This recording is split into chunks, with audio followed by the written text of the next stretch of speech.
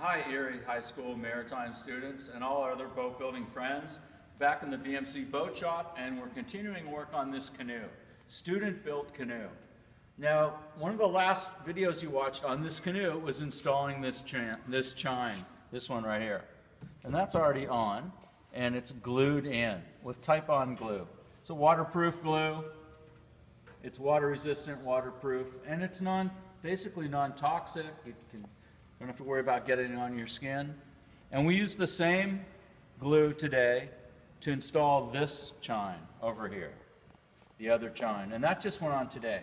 And again, I used Type-On glue. The only thing I did different was I did use epoxy on the very ends. On the end of the chine log in this end, in the bow, and all the way back here in the stern. And I also used some epoxy where it goes into the notch in the frame. Other than that, I did it just exactly the same. Now, why did I put epoxy in there? Well, this Type-On glue is great glue, but it doesn't fill gaps. And there were a few little gaps. I left a gap in this notch where the chine goes through the frame because usually I have 6 or 8 students helping me bend this frame into place. But today I didn't have that, so I left that notch a little bit big so it was looser, because it's tight in there. And it's a tricky thing to do by yourself, not hard, but a little bit tricky because the ends of the chine are longer than this space. So one end has to go in, let's say you put the stern end in first, and it's all glued up, and there's glue all over the place. There's glue on the side of the boat and glue on this chine. And you put the end in the boat down here somewhere. You put it too far in and this way, towards the end. That gives you enough room to get the other end in the boat. The whole time, it's got to be in that notch. So it gets a little tight. Once that other end is in, this end of the chine can go into place, and that can go into place. And the whole thing, remember, sticks up a little bit, 1/4 inch. And then the clamps go on. There's 27 clamps holding this into place. Squeezing it so there's a tight joint between the chine and the plywood hull. It's really easier to do than it is to explain. It's pretty simple stuff. We're going to do the next step today, which is to cut off these frames. We let these ends run, we call it running wild over the top, because it would have been harder to get these cut exactly before you put it in the boat. But it's real easy to do that now. And that's what we're going to do. I'm going to just take a straight edge, just a flat piece of steel, put it across the boat, and hold it into place with these clip clamps, or A-clamps, or spring clamps. They're held with a big spring in there. Actually, I never heard them called clip clamps before about 5 minutes ago. I sort of like it, because I can tease them about that. I'm going to take my pencil. So this is my line. This is down tight on the plywood, and this is down tight on the plywood. This is where I'm cutting. That's it. That is down on the plywood. Clamps holding it into place really well. Just going to come across. I'm going to get the line on the other side of the frame. Same thing. I can reach across probably. Get this over here all the way down.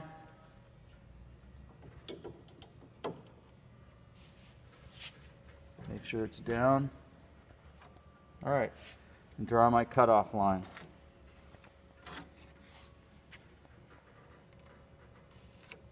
Now when it's in the boat, it's real easy to get that line. Before, if you just have the frame laying on a table and you haven't built the boat yet, it's pretty darn hard to figure out exactly where that frame's going to go. And not impossible, but it's not easier than that, that's for sure. There's my lines. Now I want to connect these 2 lines, the one on this side of the frame and the other side of the frame. I want to connect that across. I'll use a bevel gauge for that. Could maybe use a square also. Let's see, I'm going to go like this. Get it on the, transfer the line onto the front so I can see it. Make sure it's being in the middle of the boat. If we knew this was absolutely straight up and down perpendicular, we could probably just use a square there. I'm just going to use this bevel gauge.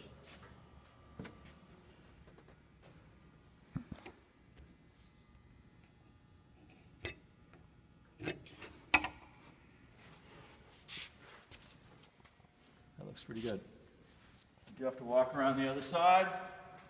Do the same thing over here. Then we're ready to cut. Transfer this to the front where I can see it good. Just a little tick mark. Hold this flat against the boat. Raise that up. How are we over here? Change that angle a little bit. A little bit more. Up a little. Looks all right. It's okay.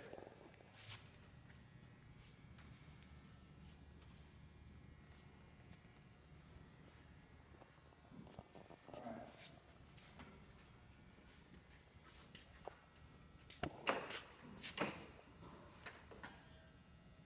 We use this handsaw. We've used this before. Remember what it's called? Ryoba. Now, some of the students answered some questions on a quiz I gave you, and they were a little bit confused, but let's go over it again. It has teeth on both sides of this blade. These teeth are a lot smaller than these teeth. These teeth are for cutting across the grain. The little teeth cut across the grain. The bigger teeth cut with the grain. So looking at these frames, I'm pretty much cutting straight across the grain. I'm going to use the little teeth. I can use the side of this canoe as a guide. So I want to lay this right on the side of the canoe, and I'm going to start out at this corner. And remember, this type of saw cuts when you pull. I can take a piece of string and pull it, and it'll get really straight. Same thing with this blade. It's really thin. And when you're pulling it, it's straight. Western style saws, American saws, much thicker steel to keep it straight, because they cut when you push. And if I push on this at all, it doesn't want to stay straight. It wants to bend. One of the great values of this is because the steel is thin, and the teeth, if you look closely at them, they're not set. And what I mean by set is, on a Western style saw, one tooth goes to the right, next tooth goes to the left. Next tooth goes to the right, next tooth goes to the left. You end up with a kerf, the groove that the saw cuts, that's much wider. So you'd be turning 3/16 of wood into sawdust. Whereas with the ryoba, you're turning less than 1/16 of an inch into sawdust, which translates to easier for you to do. Takes a little getting used to. I still have my grandfather's saws up there on the wall behind me. I never use them anymore. Now, I'm just going to follow that line. I'm resting my saw on the side of the boat, and I'm not going to cut across here because I can't see that line from here. I'm going to cut down this side because I can see that line.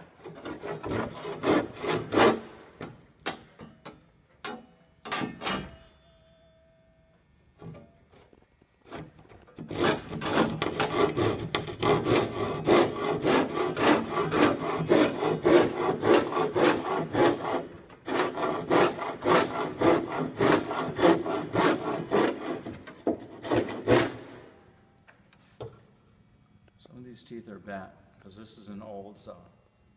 Kids have been using it. So it's catching a little bit. I'm going to get over here, do the same thing on this side. Cutting when I pull. Boat's rocking all over the place because we have 27 clamps, which are steel and heavy on that side. Boat wants to rock a little bit.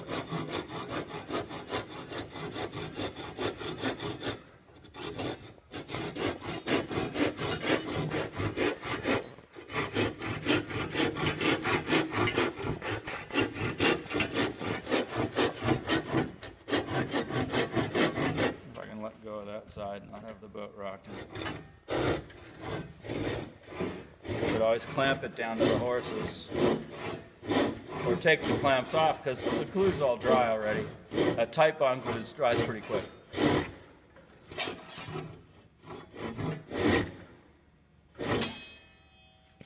All right, so I'm parallel to that line, parallel to that line. Now I'm going to cut across here.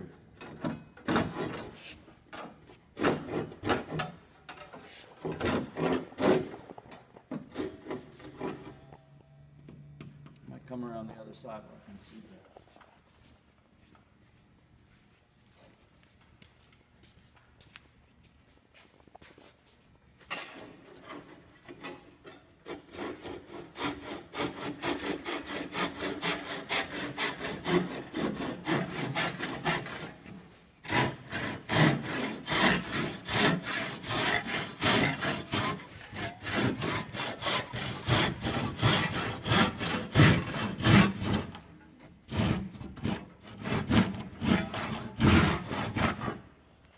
All right. One of the next steps on this canoe are putting the gunnels on. And it's a lot like a chine, only it's on the top and it's on the outside. Once the chines are on, we'll get our sanding tools out and we'll round all this off. We'll round that right off to make just visually pleasing. Round that off. That's it. We can do this side now. Same thing. Maybe I should get a clamp on that. No need?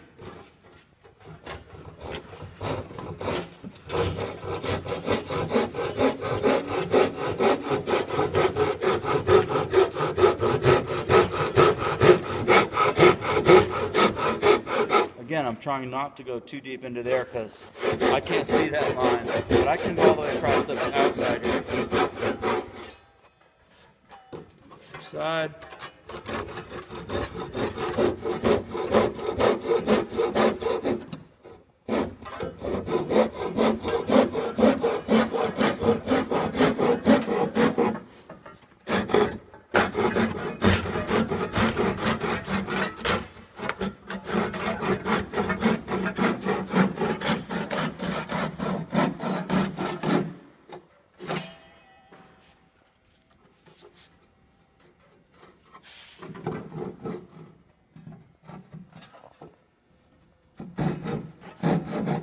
That's in my curve.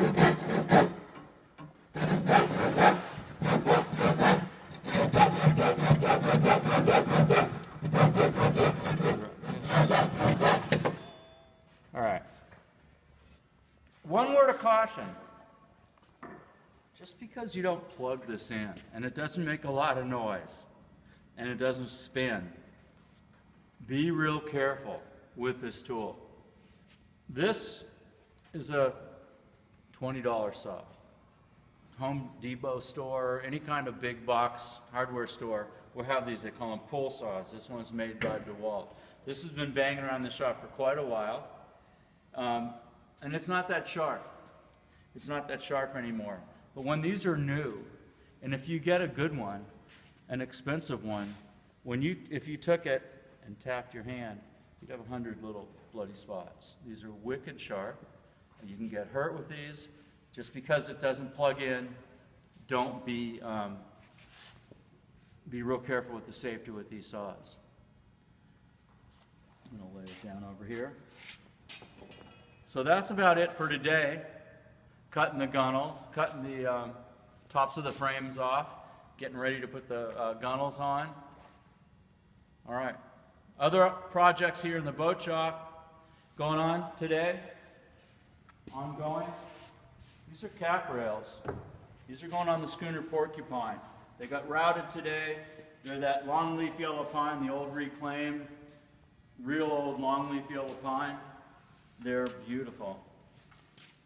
Over here is the mainmast, and this is getting shaped to our satisfaction. It started out 8-sided, and then it got power planed to 16-sided, and then 32-sided, and then at one point, no one was counting the facets, but it went 64-sided and 128-sided, and then we started sanding it. And we started with 60 grit sandpaper, just sort of coarse, and to make it round, to take off all those little facets and turn it round. You can see the scarfs close up, because we didn't, there's one right there, it's a scarf joint, 1 in 12, the joint probably goes down to about here. A lot of surface area, real strong. So we started with 60 grit, and went to 80 grit, and then I think now it's around 120 grit, and it's just getting rounder and smoother and getting finished. You can see it's 8-sided. The ends will get filled with wood so they're solid for hardware to go on, hardware fasteners. There's things at the top of the mast that need fasteners coming through, and that's why the inside will be solid. It was built hollow because all the strength is in the outside shell. Tension and compression strength. Yeah, it's coming along, looking real nice. This is the main mast. Topmast is next. It's hanging there. It is 36 feet long. It's also hollow, 8-sided. Main boom's hanging on the wall, 25 feet long. It will have jaws on the end that go around the mast, like the gaffs have on their ends, hanging on the wall over there. So, we'll be doing the next video pretty quick here, getting the gunnels on your boat. All right, stay safe, stay tuned. We'll see you next time.